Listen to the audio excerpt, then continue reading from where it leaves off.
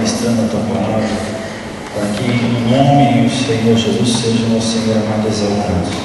Neste momento toma as nossas vidas, a nossa mente, o nosso coração, para que a tua palavra, Senhor, venha de encontro às nossas necessidades também, mas principalmente que possa mover as nossas vidas para os teus planos e para os teus projetos. Em nome de Jesus, nós colocamos por terra todo o plano de Satanás contra as nossas vidas, contra os nossos entes queridos. Nós repreendemos toda a retaliação e decretamos a vitória total e cabal em Cristo Jesus neste dia, nesta manhã. Em nome do Senhor Jesus nós te oramos e te agradecemos. Amém. O Salmo 92, versículo 4, que nossa irmã citou, diz assim: o Senhor me alegra com os seus feitos, meu coração canta de alegria por causa das suas obras. A parte A diz assim: o Senhor me alegra com os seus feitos. O que o Senhor tem feito na sua vida? Que tem te alegrado? O que Ele tem feito na sua vida, meu irmão? Você consegue nomear alguma coisa? Pode falar. Pode falar. O que o Senhor tem feito na sua vida? Fala. Boa palavra. Tem sustentado tudo. Amém. O que mais? Vamos falando, gente. Põe para fora. O que o Senhor mais tem feito na sua vida? Fala. Te dá de vida. Amém. Mais. A gente. É a manifestação de Deus a cada dia, todos os dias, e tudo aquilo que você vai fazer concernente a alguém de Deus, quando você vê o agir de Deus, é algo maravilhoso. Amém. O agir de Deus através da sua vida. O que mais, gente? Misericórdia. Foi, irmão? Para nos dar vida apenas dentro de Deus. Certo. Todas as manhãs, pela misericórdia que nós podemos acordar e agradecer a Ele, pelos nossos Criado. Mais alguém que fala? Não fala? Renovar as forças. Fala. Saúde. Fala. Proteção. Mais alguém que fala? Roberto. Vida. Gente. Amém. Tudo isso que vocês falaram está certíssimo. Mas ninguém falou o que eu queria ouvir.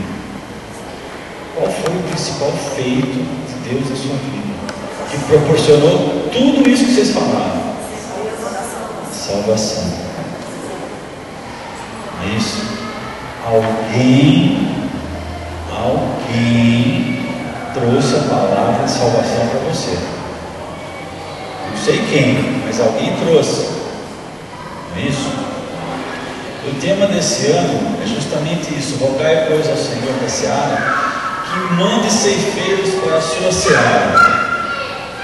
Você já fez essa oração?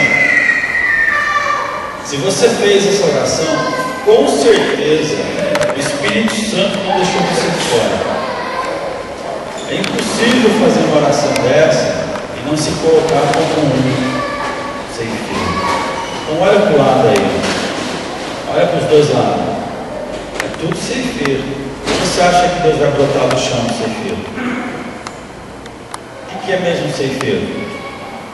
Ele que colhe, é isso? Colhe a produção no campo. Um ceifeiro. Tratorista hoje pode ser um ceifeiro. Tem aquela marca de colheitadeira na frente. Ele é um ceifeiro. Bem que nessa época era na mão, né? Uma foicezinha assim, mas era um instrumento. Então é impossível você orar, ler esse versículo e ficar de fora. Se você conseguiu ficar de fora, mano, não sei, acho que a sua oração não foi ouvida. Porque a gente tem que se incluir nela. A gente tem que se incluir nela. Eu estou no ministério desde 89. Quando eu cheguei aqui, eu já tinha uns 2 ou 3 anos de conversão. E quando eu cheguei nesse ministério, ainda era o pastor José Carlos, que estava na direção, e ele usava um livretinho, Caminho para o Céu, não lembro. Luiz, todos vocês mais antigos, lembra desse livretinho? Foi idealizado pelo missionário que abriu o ministério, o pastor John West. Muito bem. Irmãos, vou dizer uma coisa para você. Embora já 3 anos convertido, quando eu me deparei com aquele livrinho que mostrava o plano de salvação, eu fiquei assim, abismado, porque até aquele momento ainda não havia entendido toda a sistemática que Deus tinha planejado para a salvação do ser humano. Aquilo ali foi uma janela que se abriu na minha mente e eu pude compreender o que realmente aconteceu comigo. Porque a pessoa que aceita Jesus nos cultos, por exemplo, ela não sabe onde ela está entrando, sabe? Não sabe. A palavra foi emocionante, a palavra foi impactante, e a pessoa leva um choque naquela hora, que a palavra realmente, essa é a função da palavra de Deus, impactar e provocar pensamentos, e ela se decide a aceitar Jesus naquele momento, mas ela não tem a mínima ideia do que está acontecendo no mundo espiritual com ela. Isso só com o passar do tempo. Então acredito que uma das primeiras mensagens que esse recém-convertido tem que ouvir é justamente o plano de salvação, para ele poder entender e compreender melhor. E se você é um ceifeiro, meu querido, você tem que saber esse plano de salvação, como agir. Tem que estar pronto se alguém te perguntar alguma coisa. O plano de salvação é tremendo e fácil de entender. Não tem nada de complicado. Mas algo muito importante tem que ser entendido. Quando você vai expor o plano de salvação para alguém, você tem que ser neutro. Olha, eu estou aqui para te passar um plano que Deus preparou para o ser humano, independente da minha igreja, no caso a igreja batista, independente do seu credo, da sua religião, quer te passar o que Deus tem para a sua vida. É Bíblia, não tem nada a ver com a igreja. Um outro passo muito importante: nós não podemos atacar a fé da pessoa. Se você fizer isso, não pode esquecer. Não pode esquecer, não precisa nem continuar. Você já perdeu. Porque por mais que a pessoa não seja praticante dentro daquela religião, foi o que ela aprendeu. Recebeu do pai, da mãe, do avô, não sei. Foi o que ela aprendeu, o que ela acredita. Então nós temos que respeitar o que ela acredita. Por mais que não esteja conforme a palavra de Deus, você tem que respeitar. É o primeiro ponto. Você tem que pôr ali o plano que Deus preparou. Por quê? Quem que vai convencer o homem do pecado, da justiça e do juízo? Quem?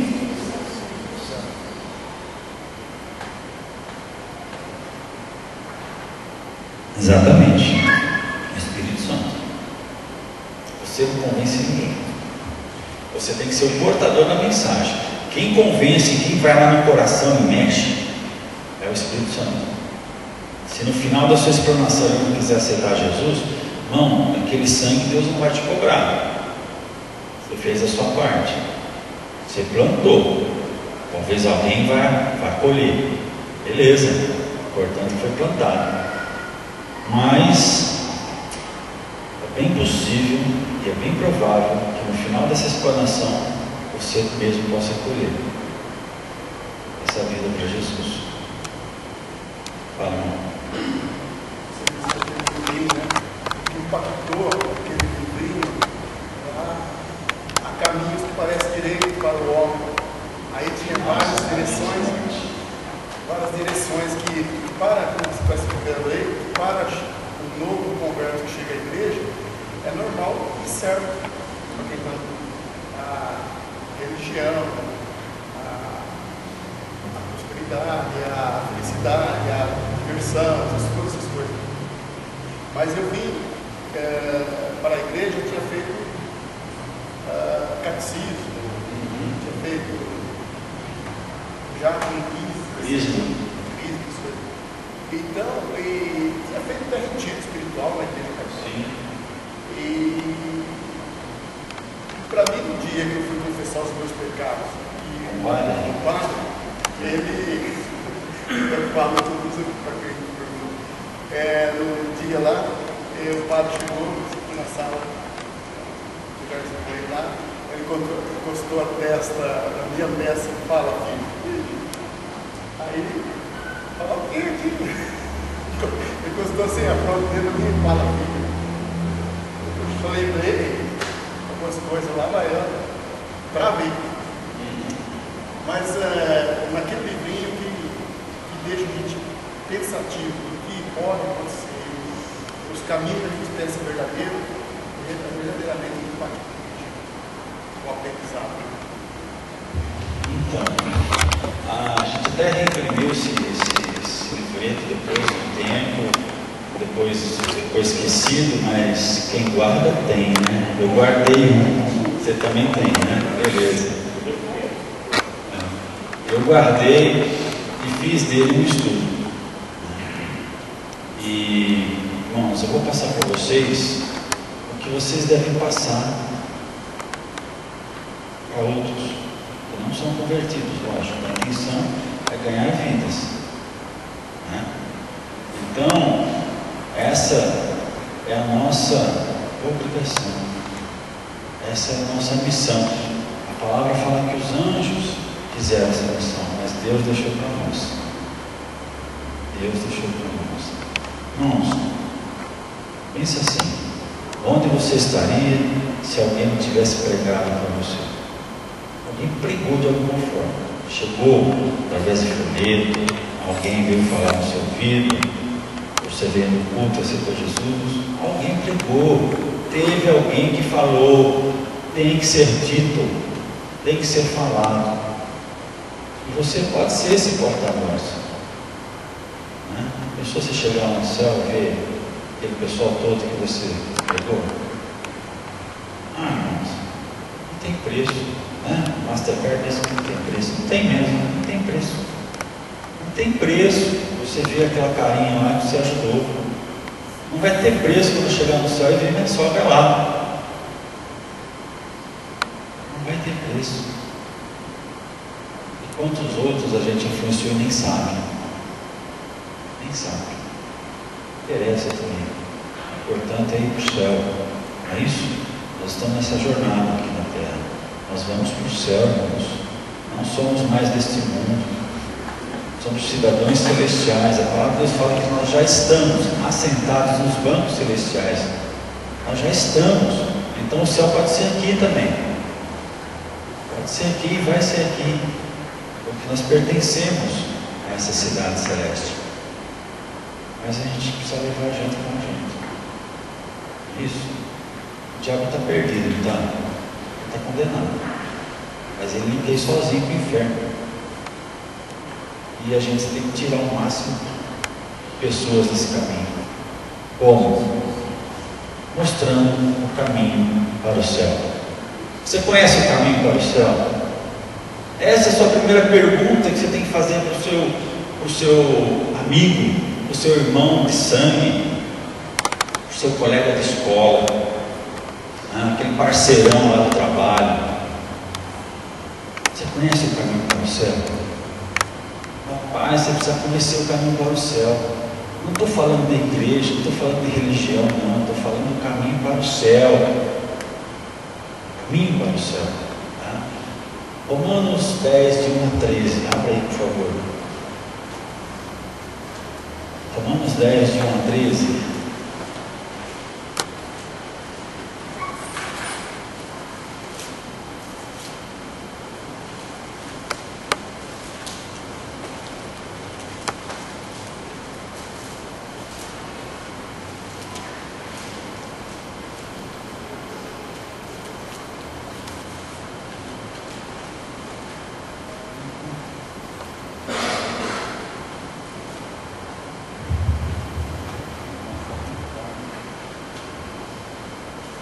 Quem achou pode ler, por favor. Romanos 10, de 1 a 13.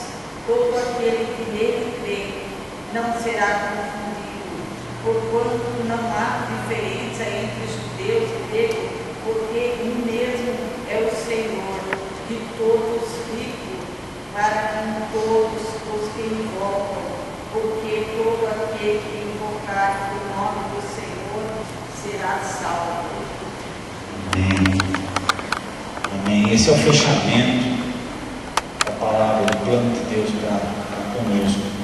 Ainda no versículo-chave aqui, João 14,6 diz assim: eu sou o caminho e a verdade e a vida. Ninguém vem ao Pai senão por mim. Irmãos, esse é o princípio do plano do Senhor sobre as nossas vidas, sobre a humanidade. O alvo dessa lição é o quê? Apresentar a pessoa ao que está estudando essa lição, e ele terá condições de decidir qual o caminho certo que deve trilhar em direção ao Senhor Deus. Essa é a finalidade desse livreto, dessa mensagem que você vai colocar nos corações. Próximo. O caminho, isso aqui é apenas uma introdução, tá?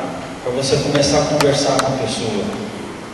Isso fui eu que fiz, mas você tem toda a inspiração do Espírito Santo para modificar essa introdução. Dependendo de onde você estiver, se você conhece a vida da pessoa, você pode usar alguma coisa em particular que vocês conheçam, para poder alcançar e prender a atenção dele. Mas aqui eu usei assim: como é importante termos uma direção para seguir. É normal no início da nossa vida social, emocional, profissional e religiosa se sentir meio perdido, sem direção definida, até que algo nos chame a atenção. Embora isso não signifique que seja o caminho certo.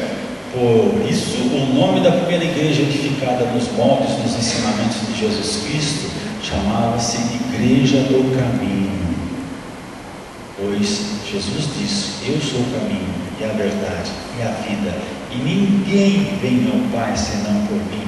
E frisa assim: ninguém vem ao Pai senão por mim, porque existem muitas coisas aí fora que dizem que levam a Deus, e não é Jesus.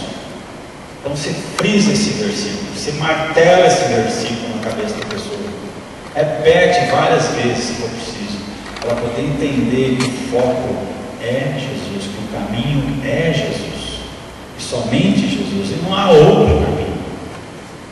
É isso que você vai defender durante todo o momento que você estiver com essa pessoa, para que ela possa entender, sem sombra de dúvida, que Jesus é o final desse caminho. Por favor, próximo. Então, qual é a dificuldade, né? Se a palavra já fala que Jesus é o nosso caminho, mas existe um dito popular: que todos os caminhos levam a Roma. Não tem? tem esse dito aí fora, todos os caminhos levam a Roma. Pode ser, mas com certeza não são todos os caminhos que levam a Deus. Existe apenas um, Jesus Cristo. É isso aí, ó. Chama a atenção, Jesus Cristo. O mundo oferece muitos caminhos a Deus, através da posição social, prazeres diversos, fama, sucesso financeiro, imoralidade, incredulidade, até a religiosidade. Porém, a palavra de Deus nos adverte, Provérbios 16, 25: há caminhos que parecem direito ao homem, mas afinal são caminhos de morte.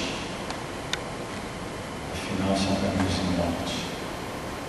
Então você começa a descortinar, a fazer a pessoa pensar a respeito daquilo que ela está vivendo atualmente. E você vai salientar através desse versículo que pode ser um caminho de morte. Muitas vezes as pessoas só enxergam quando realmente estão quase morrendo. Mas o Espírito Santo tem isso na sua mente, o Espírito Santo que faz a obra. Tá? Aí então a gente começa a estudar desde o princípio, por favor, próximo. A criação e a queda do homem. A pessoa tem que entender um pouquinho da história para poder entender aquilo que Deus fez ao nosso favor. Por isso, meu querido, um outro trecho da Bíblia nos fala que a nossa boca fala daquilo que o nosso coração está cheio. Você tem lido a Bíblia? Porque tudo isso vai ajudar nessa hora.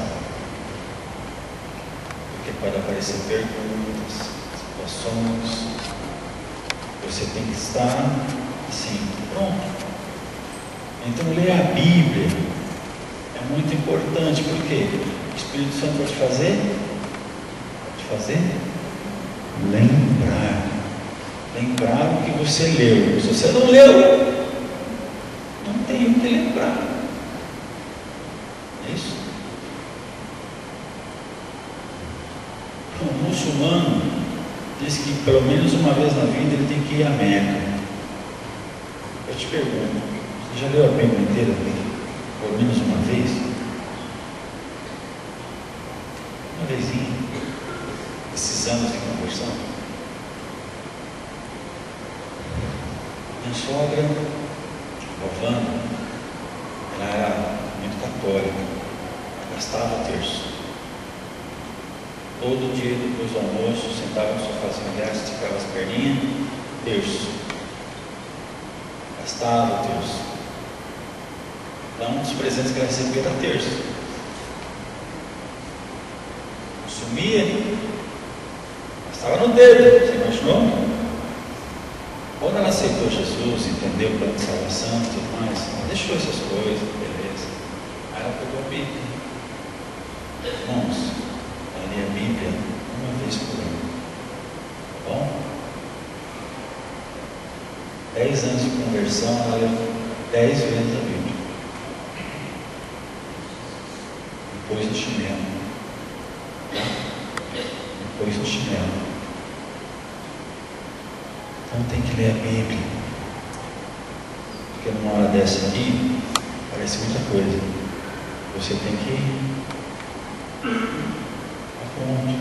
Lógico, para aparecer alguma coisa que você tem dúvida, nunca fale na dúvida e não invente, irmão. Por favor.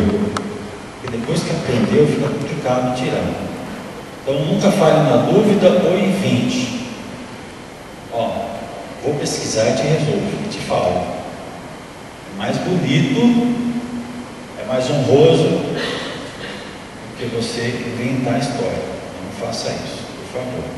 Então, olha, essa área aí eu não conheço bem. Peraí, deixa eu anotar, eu te respondo depois. Pode contar que eu te respondo. Tá? Então, a história original, Gênesis 1, de 26 a 30, se você quiser abrir aí, vai falar da criação em si.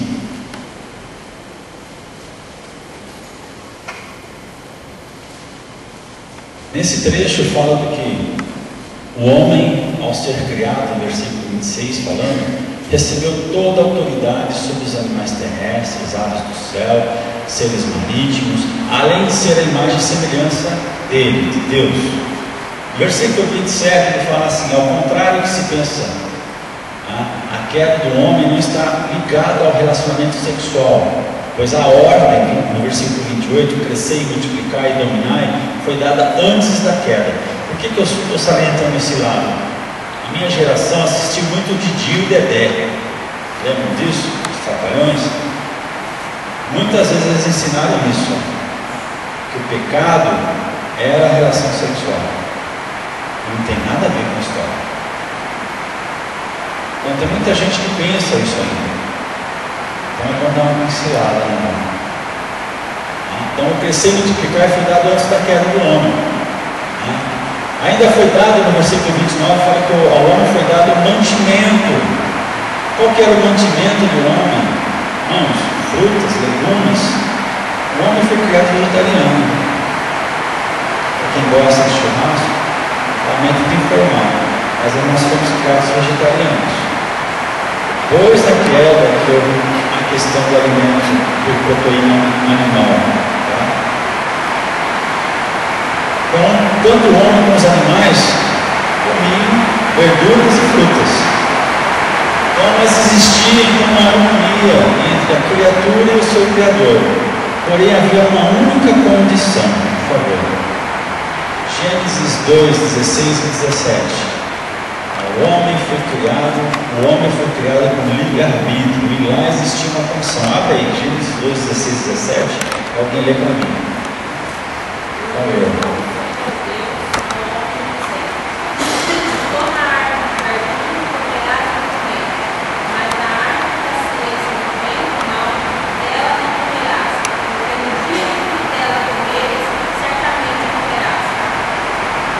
Que Deus colocou aquela árvore, gente? Qual foi o propósito de Deus colocar aquela árvore ali? Eu me perguntei isso, eu era moleque, quando eu tive contato com a palavra de Deus através do catecismo. Por que Deus colocou aquela árvore?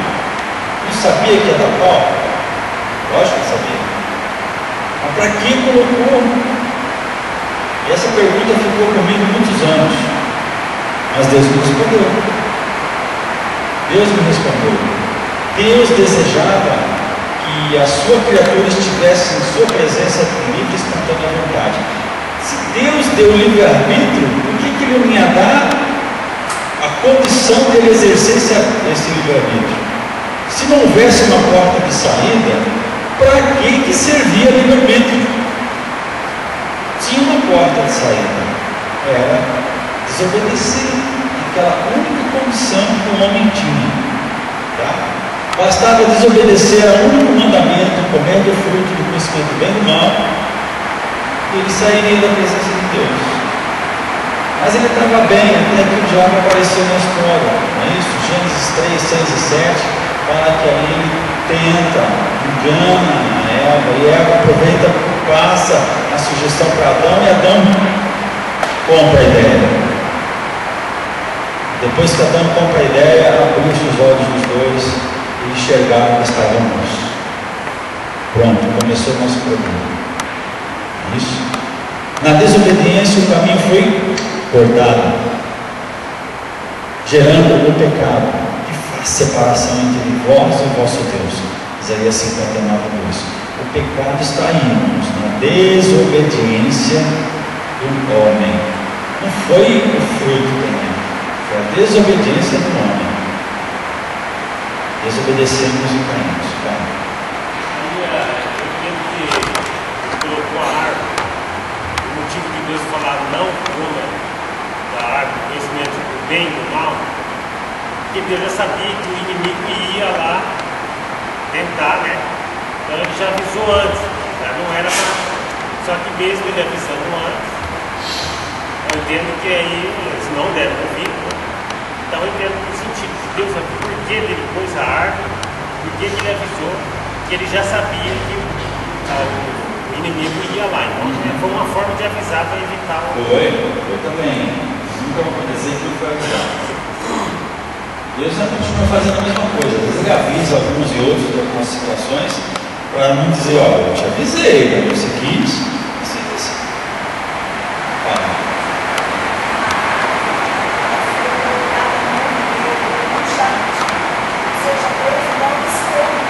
Não. Deus Bem no centro. já te passar. Então isso simboliza também algo para nós. O desejo da obediência a Deus deve estar no centro do nosso Coração. Correto. Muito bem. Próximo. Jesus veio reconstruir esse caminho. Né? Muitas pessoas tentam restaurar o caminho pelas suas próprias maneiras, usando a caridade, fazendo boas obras, ser batizado, ser membro de uma igreja, ser honesto e por aí vai. Porém, a palavra nos diz que, lá em Tito 3,5, não por obras de justiça praticada por nós. Nós vivemos, irmãos, num pensamento corrente que as boas obras nos levam aos céus. É o que é pregado lá fora. É o que muitos de nós nasceu em cima dessa condição. E às vezes até mesmo nós crentes propagamos isso de alguma forma, por falta de conhecimento. Nós fomos feitos sim para as boas obras, diz a palavra de Deus, mas não é condição para a salvação. Não é condição, é uma consequência da pessoa salva. Exatamente, uma consequência normal, porque para muitos lá fora fazer boas obras é um sacrifício para alcançar os céus.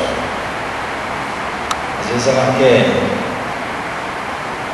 socar o cara, mas ele sabe que ele precisa ir para o céu, então ele não faz, pelo menos naquele momento. Mas vai para outro campo para ver se ele faz.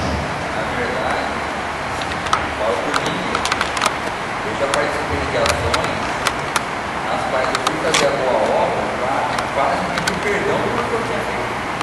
Compensar, né? A lei da compensação. Eles até falam que está pagando por esse pecado. Exatamente. Exatamente. Foi assim. A morte de Jesus restaurou o caminho, pois também Cristo morreu uma única vez pelos pecados, o justo pelos injustos, para conduzir-nos a Deus. Lembra que Adão tomou o fruto e ele concretizou o pecado, e o pecado entrou na vida dele e, consequentemente, em toda a geração futura, até os nossos dias, certo? Foi uma pessoa. Isso, foi uma pessoa. Aqui nós vemos Jesus usando da mesma moeda, irmãos. Uma pessoa subiu na cruz pelos nossos pecados. Mas existe uma situação. Continua. Ponte bonita, né? Ponte chique, né? Por cima das nuvens, assim. Foi legal essa imagem. Então imagine aí, Jesus é a nossa ponte. Ele reconstruiu a ponte. Mas a gente encontra algumas pessoas assim, ó. Talvez você seja daquelas pessoas que dizem: eu não pedi para Jesus morrer por mim. Você já escutou isso? Eu já escutei. Eu não pedi para Jesus morrer por mim. É verdade. Porém, ele não se importou se você pediu ou não. Ele simplesmente fez por amor a nós, sem esperar nada em troca. Mesmo porque, o que temos para dar em troca a nossa salvação? Hoje temos a opção de escolha de retornar para Deus ou continuar a viver debaixo do juízo de Deus. Então, o fruto, a desobediência de comer o fruto, o homem sai da presença de Deus. Agora nós temos um novo fruto, que é Jesus. Se você participar desse fruto, você volta a Deus. Mas aí que está a situação, e onde você vai focar? Adão e Eva tiveram que ir lá, pegar o fruto e comer. Eles fizeram alguma coisa. Da mesma forma nós temos que ir até o fruto que é Jesus, tomá-lo para a nossa vida. Isso é a nossa atitude. E sem essa atitude, nada feito. Ninguém entra nos céus. Porque Jesus é o caminho, a verdade e a vida, e ninguém vem ao Pai senão por Ele. E aí? Você começa a abrir caminho no coração desse cara, dessa pessoa. Dá para entender? Quem conhecia esse caminho? Assim, escrito dessa forma tão clara. Pode falar, não tem vergonha não. Eu só vim ver coisa de 3, 4 anos pela última. Mas é impactante, até mesmo para a gente. Tão fácil, tão simples de entender. Fala.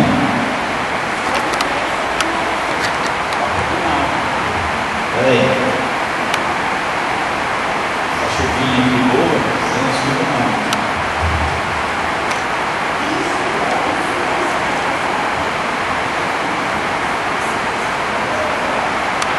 Isso aí é um alicerce da nossa fé. Nós devemos todo dia ter isso aí. Todo dia. Até entrar em nós. É exatamente isso que Cristo fez de nós. Queria que nós pregássemos exatamente isso. Isso é o alicerce da nossa fé. Se você está na igreja há tantos anos e ainda não entendeu isso, você ainda não se converteu em Cristo. Está no nosso coração e ela precisa ser transmitida de maneira clara. Como eu falei, quando eu cheguei no ministério, já tinha me convertido, mas o entendimento do completo foi depois que eu comecei a estudar. Depois que eu me deparei com esses versículos que estavam aqui na minha frente. Eu já tinha até lido separadamente, mas não tinha colocado junto. Então, a partir desse momento, você começa, o cara que está escutando, a pessoa que está escutando, começa a se questionar. E essa é a intenção. Próximo. Então você começa a dizer, você tem que entender o caminho. Entenda como Cristo construiu o caminho. Jesus assumiu o nosso lugar na cruz, morrendo por nossos pecados. Ele atraiu para si o juízo de Deus. Ao ser ressuscitado, tornou possível a reconciliação com Deus. Por um homem o pecado entrou e por um homem podemos retornar a Deus. 1 Pedro 3,18. A ponte foi reconstruída. Abre lá Atos 4,12.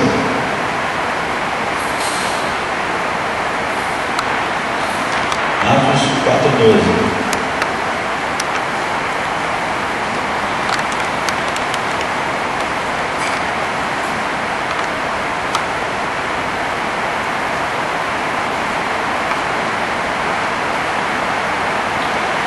Atos 4,12. Não há salvação em nenhum outro, pois debaixo do céu não existe nenhum outro nome dado entre os homens pelo qual possamos ser salvos. Irmãos, esse versículo já mata muita coisa. Se a pessoa quiser entrar em alguns nomes, tipo Maria, João, Pedro, você ainda fala assim, tudo bem, foram instrumentos de Deus. Porém, quem subiu na cruz, morreu e ressuscitou foi só Jesus. Pronto. Você fala sem machucar, sem agredir a fé da pessoa, faz ela pensar. Tenha isso em mente, faz a pessoa pensar. 1 Timóteo 2,5. Abre lá.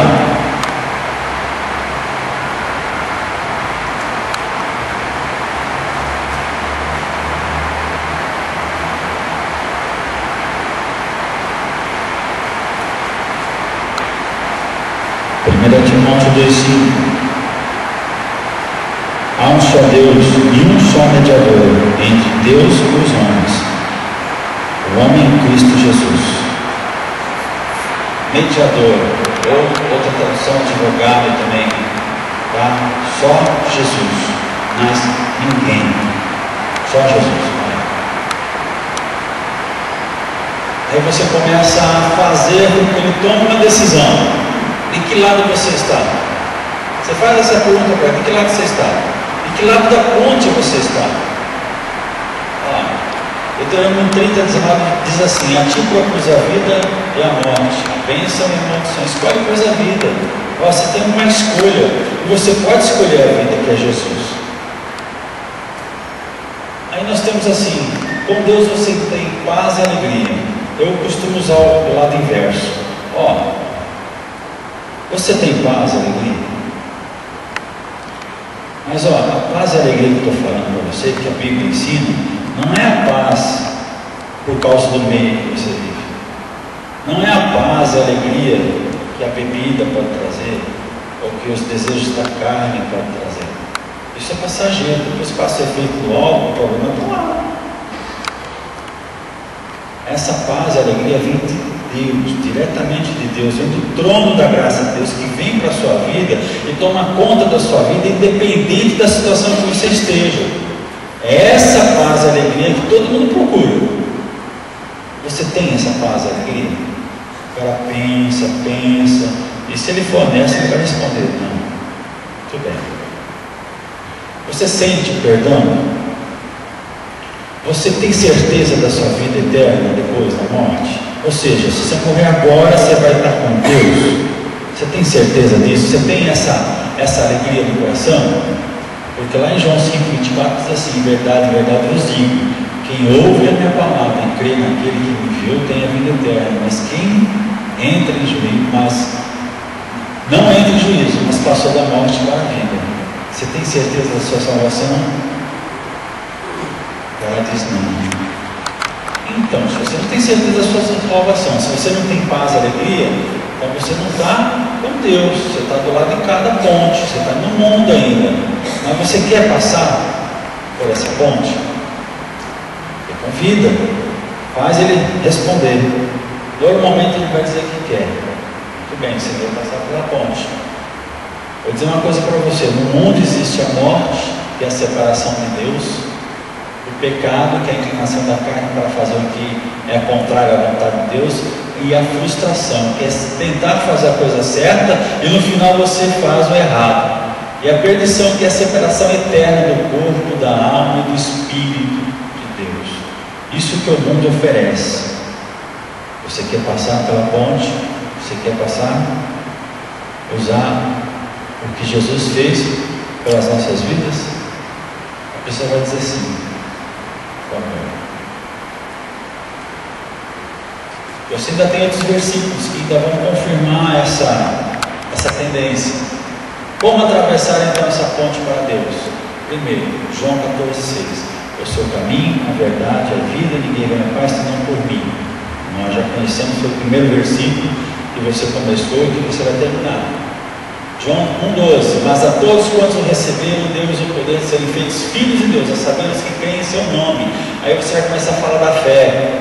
Bom, agora você vai usar a fé que Deus já te deu, está no seu coração, a fé. Nós vamos usar agora da maneira certa. Tá?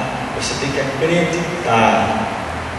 Acreditar que aquele sacrifício serviu para a sua vida, e Jesus tomou o seu lugar. E depois disso tem Efésios 2, 8 e 9, que diz assim: porque pela graça sois salvos mediante a fé, isto não vem de vós, é dom de Deus, não de obras, para que ninguém se glorie. Mais um ponto para você falar sobre obras. Olha, por mais boas obras que possamos fazer, na intenção de ser salvos, isso para Deus não tem peso nenhum. O que salva é a sua fé. Boas obras é consequência de uma pessoa salva em Cristo Jesus. Você vai fincar o pé nessa situação, tá? E você ainda, eu costumo usar assim: quando alguém vai alugar algum imóvel, ele faz um contrato. Existe um contrato entre você e o proprietário. Esse contrato vai reger esse período que você está alugando esse imóvel. Qualquer problema tem um contrato para resolver. Dentro de Deus também existe um contrato, só que é um pouco mais simples. Esse contrato é uma oração. Por favor, gosta. Você começa a entrar nesse assunto. Aí você vai entrar em Romanos 10, 9 e 10. Que é: se com sua boca confessar a Jesus como o Senhor, e em teu coração creres que Deus o ressuscitou dentre os mortos, será salvo. Pois do coração se crê para a justiça e com a boca se faz confissão para a salvação. Você vai dizer, olha, esse contrato vai ser redigido agora, nesse momento, uma simples oração da sua parte. Não vai doer, né? Não vai ser nada estrondoso, uma simples oração agora entre você e Deus vai registrar esse contrato lá no livro da vida, no dia tal, do ano tal, as horas exatas agora, vai estar lá registrado que você convidou o Espírito Santo a entrar no seu coração e fazer morada na sua vida e mudar a sua vida. Irmãos, isso é surpreendente, maravilhoso. Você vai pensar assim, mas eu vou conseguir? Consegue. O Espírito Santo está aí, querido, você não está sozinho. Consegue ou não consegue? Consegue. É Ele que faz a obra. Não somos nós. Nós somos canais. Vai fluindo. Quando você menos espera, você já está falando e a coisa está acontecendo. Não? Por favor. E entre então a oração.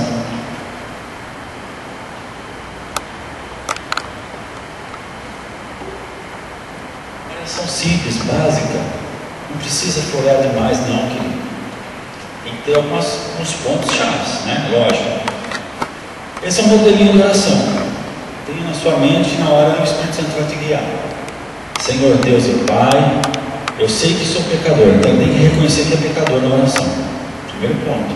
Estou arrependido dos meus pecados e reconheço que Jesus como meu Senhor e Salvador pessoal. Então ele vai se comprometendo, vai reconhecendo. Portanto, convido. Importante, gente, ele convidar. Ele abre a porta para que o Espírito Santo entre, senão o Espírito Santo não entra. Eu convido o Espírito Santo a entrar no meu coração, em minha vida, e fazer morada, para que o teu soberano plano reine em minha vida. Olha lá. Eu oro no nome do Senhor Jesus Cristo, meu Salvador, e agora Senhor da minha vida. Amém. Rápido, fácil. Essa oração ele tem que repetir com você. Você fala, ele repete. É o amém. E depois você fala, ó, agora eu vou orar com você. Aí você ora com ele. Você o entrega definitivamente a Deus. Senhor, coloca agora o nome dele no livro da vida. Para que ele esteja encontrado no último dia. Quando o selo se abrir, está lá o nome dele. Tem que ser feito isso. Próximo. Aí você ainda dá mais um versículo para ele. 1 João 5, 11, 12 diz assim: o testemunho é esse, que Deus nos deu a vida eterna, e esta vida está no seu Filho. Aquele que tem o Filho tem a vida, e aquele que não tem o Filho não tem a vida. Você acabou de receber o Filho, então você tem a vida e tem a certeza da sua salvação.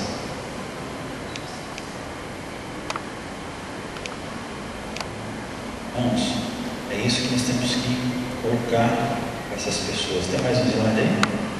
Por favor. Resumo, né? Adão usou o livre-arbítrio para sair da presença de Deus. Deus proporcionou um resgate através de Jesus. Jesus morreu e ressuscitou para que o caminho fosse reconstruído. Jesus se tornou o caminho e não há outro. Posso, usando meu livre-arbítrio, retornar a Deus por esse caminho pela fé.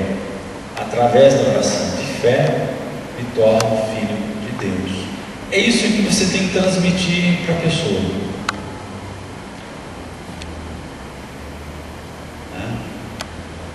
Alguém fez isso por você. Se nós queremos realmente ver o mover do Espírito Santo, nós temos que realmente nos envolver e permitir. Porque a unção, meu irmão, ele vem na hora que a gente usa. E não vem. Deus não desperdiça a unção. Né? Na hora que você começa a pregar, a unção vem. O Espírito Santo está aí, é a vez dele, é a parte dele. A nossa parte é falar. Mas se a gente não falar, não vai acontecer nada.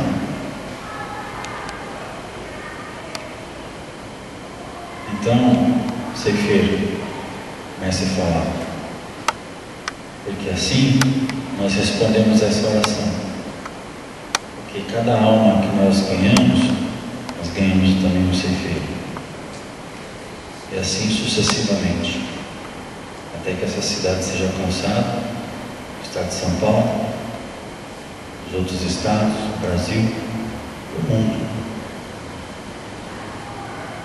Como você vai falar? Cada um tem seu jeito, mas esse é o caminho. Cada um tem uma forma. Para quem você vai falar, o Espírito Santo vai dirigir. Senhor, coloca na minha frente, põe na minha frente a pessoa que queres que eu fale hoje. Fale hoje, amanhã, toda manhã. Pensou? Uma pessoa para Cristo por dia? Por dia? Não é impossível. Não é, irmãos. Um amigo, uma amiga, um colega de escola, trabalho, você tem uma certa intimidade, que você pode, tem um assunto para tratar com você, e Deus está me inquietando. Eu vou passar para você, você vê o que você quer fazer, mas passa, rouba esse tempo dele. Mas tem que ser assim, irmãos, como eu falei, respeitando o que ele é, o que ele pensa, o que ele acredita. Não tem problema, porque a palavra de Deus é muito maior, ela não volta vazia. Por mais que no final da sua explanação ele fale, agora não é importante, não quero. Você pregou, a palavra está lá no coração dele, uma hora pode germinar. E pode germinar, talvez, nos últimos instantes da vida dela, em que é só o Espírito Santo que sabe. Ele começa a falar e relembrar tudo que ele escutou na vida. E de repente, ele relembra aquilo que você pregou para ele, e ele oferece o caminho, aceita Jesus. Mesmo que seja na morte, não interessa. Portanto, ele morre salvo. Quando você chega no céu, você encontra Beltrano lá.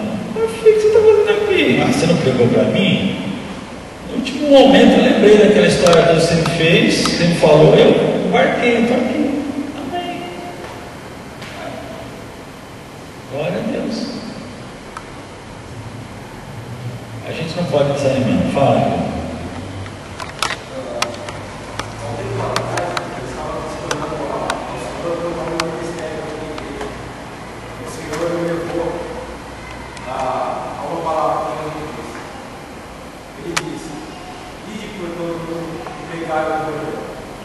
Então ele falou, eu te dei a você e a todos o ministério. Esse ministério é universal.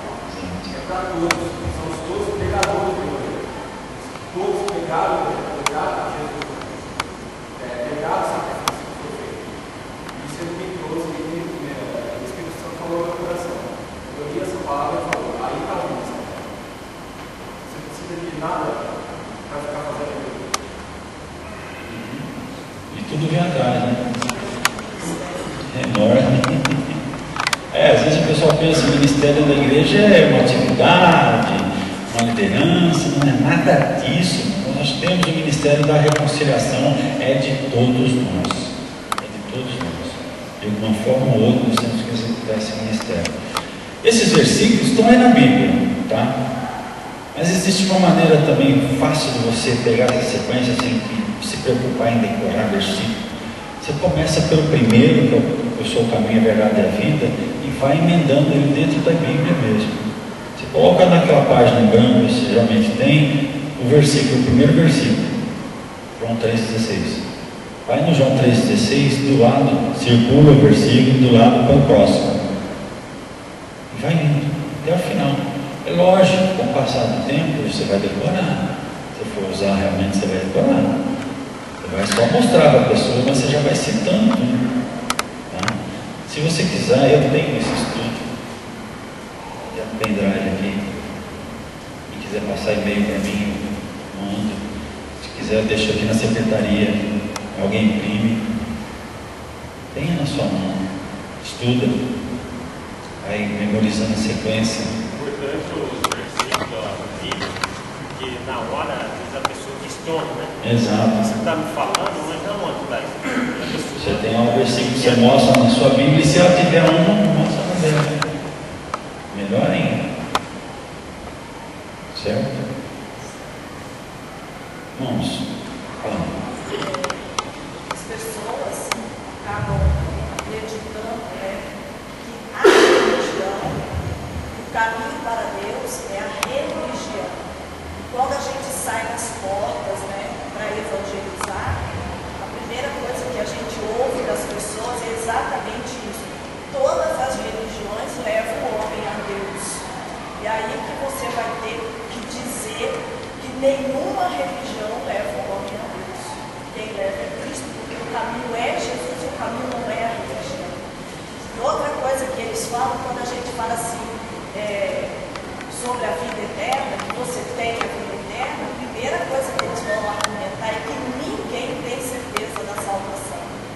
E aí você vai ter que dizer que você tem, no dia que você recebe a Cristo como Senhor, você vai ter que ter o versículo comprovando, né? O Senhor nos dá a vida eterna, diz: eu te darei. Tem hoje a vida eterna. E uma coisa que eu fiz, que foi muito bom, quando eu comecei a evangelizar na casa das pessoas, aqueles versículos de plano de salvação, eu tinha escrito na capa da Bíblia, que era o começo, foi o começo da minha conversão, mas eu tinha esse desejo de falar de Cristo, né? Então o que eu fazia? Eu tinha eles todos escritos na capa da Bíblia. Quando eu ia falar com as pessoas, no começo, eu seguia aquele caminho. Sem dúvida, mas é por aí mesmo. Depois você já decorou, não fica mais preso, fica mais fácil. Aí qualquer Bíblia que você tiver na mão, você é a prática. Diga.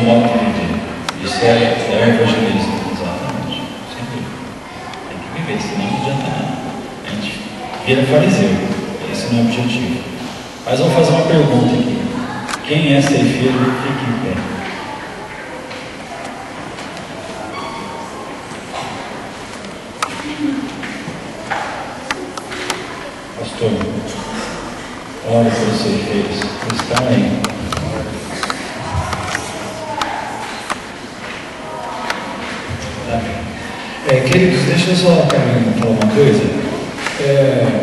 A gente foi exposto toda essa. Foi muito interessante essa aula, só que a gente não pode esquecer de uma coisa também. Às vezes a gente acha que simplesmente que a gente vai falar com a pessoa assim, aceita Jesus, está feito, certo, tudo que bem, não é bem assim. A Bíblia fala, arrependei-vos e crede no Evangelho.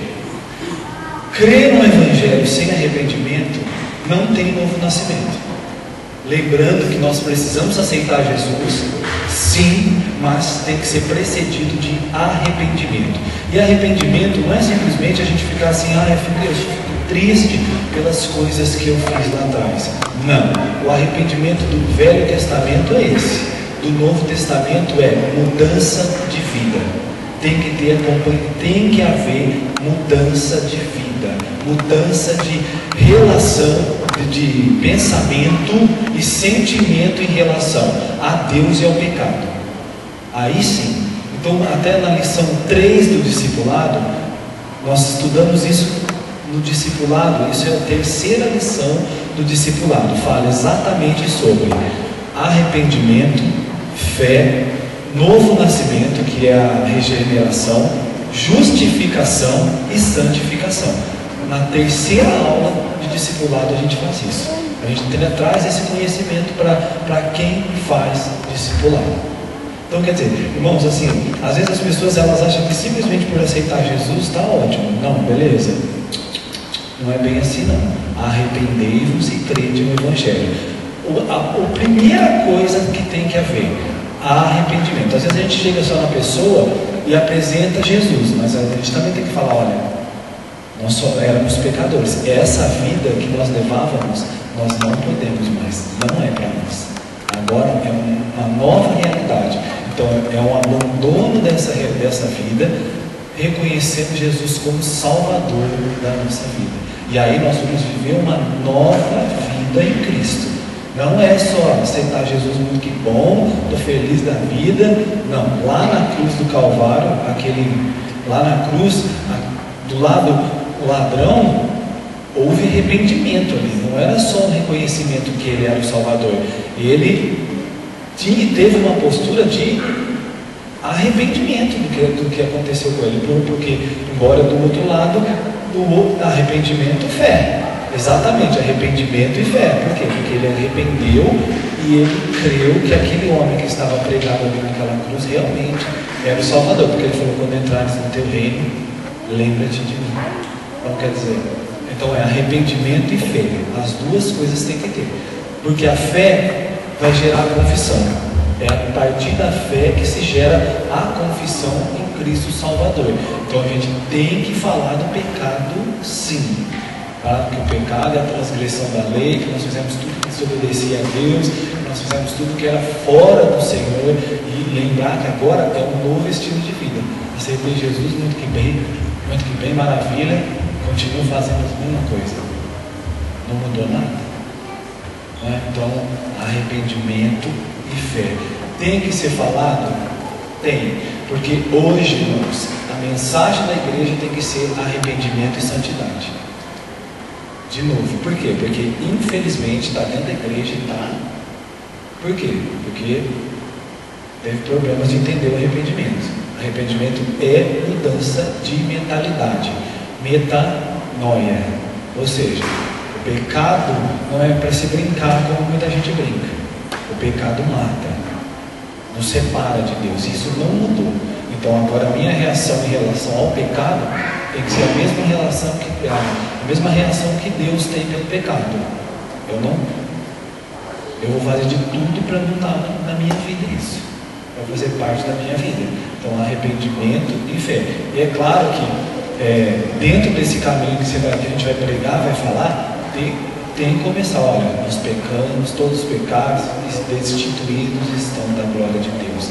Então é a primeira coisa que você tem que falar, mas eu sou bonzinho, filho, tudo nosso, tudo farinha no mesmo pacote, certo? A gente está tudo debaixo do jugo do que Adão fez. Por ele nós somos todos amaldiçoados, nenhum está livre disso, não há um justo sequer. Depois que aceitou Jesus, aí nós somos justificados. Depois sim, aí nós somos justos sim. Ele pode falar, é justo? Sim, pelo Senhor nós somos. Graças a Deus por isso. Então, bom, não podemos esquecer do arrependimento. Tem que se falar de arrependimento. Porque senão a pessoa vem para a igreja e não muda de vida. Tem que haver mudança de vida. É fundamental a mudança de vida. Porque tanto que o Senhor falou para Nicodemos: você conhece tanta palavra, mas você precisa nascer de novo. Então, irmão, quem não nascer de novo não pode entrar no reino.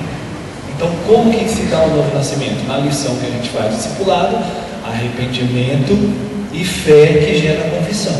Aí Deus realiza em nós, que é um plano soberano de Deus, né, que é um ato soberano de Deus, que vem de Deus, desse novo nascimento. Aí nós somos regenerados, justificados, nossa cédula que era contra nós, nossas dívidas é rasgado, e aí nós entramos no processo de santificação, que vai durar quanto?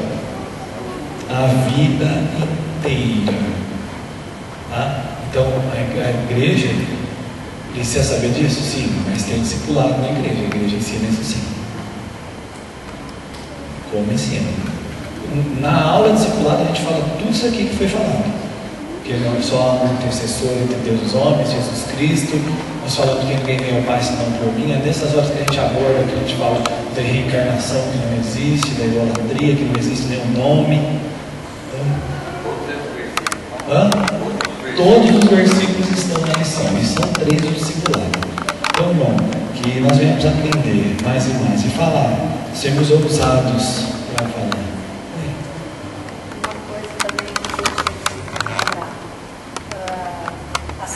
Jesus já oferecer, já o discipulado, sim, né? Quando agora está lembrando, aceitou Jesus, já ofereceu o discipulado para a pessoa aprender da palavra do Senhor, para você trazer para a gente trazer o conhecimento para a pessoa. Bem? Porque, irmãos, assim, vai falar de pecado lá fora hoje. Banalizar o pecado. Eles falam assim, mas praticamente eles falam, mas existe isso ainda? Porque pode fazer tudo, né? Lá pode fazer tudo, mas Deus não mudou o seu padrão de santidade, Deus não mudou os seus princípios, Deus continua o mesmo. O mundo pode mudar quanto for, mas Deus continua o mesmo. Amém?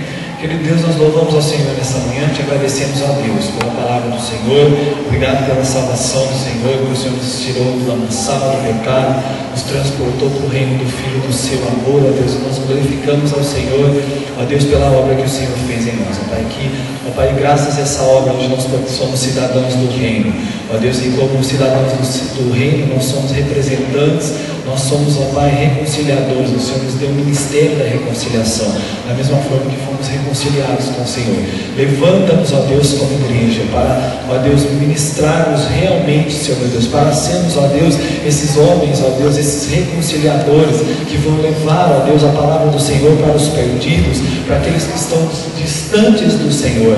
Ó Pai, usa cada um como instrumento do Senhor, que toda cadeia, toda amarra caia por terra, porque a palavra do Senhor diz que o Senhor nos deu um espírito de ousadia, Senhor meu Deus. Isso já está em nós, ó Deus. Nós precisamos usar, ó Deus, e a palavra também diz: abre a boca e eu a encherei. Ó Deus, é o Senhor que vai usar cada um, ó Deus. Usa os teus servos, os teus, ó Pai, ceifeiros, que o Senhor venha levantar homens e mulheres ousados, ó Deus, cheios do Espírito Santo, que amam, ó Deus, o reino do Senhor, ó Deus, e que nós venhamos fazer a diferença nessa cidade, para a glória, a honra e a exaltação do teu nome. Que toda acusação caia por terra, livra-nos de todo mal, tira-nos do comodismo, da frieza, da escuridão, Senhor, muitas vezes, ó Deus, da falta de conhecimento, mas traga-nos, ó Deus, a revelação da tua palavra, Senhor, e que essa palavra gere sede, fome pela tua presença, que ela venha gerar força, desejo no nosso coração de servir ao Senhor, ó Deus, de todo o nosso coração, com toda a nossa alma, com todo o nosso entendimento, porque nós nascemos para o seu louvor e para a sua glória. Nós te agradecemos e te honramos em nome de Jesus. Aleluia. Irmãos, isso é tão sério que isso é uma coisa que você, pai e mãe, você tem que estar atento com o seu filho que vem na escola bíblica, que vem na igreja. Não é enfiar um menino dentro da igreja, não é enfiar um menino dentro da sala de aula e largar uma vida inteira.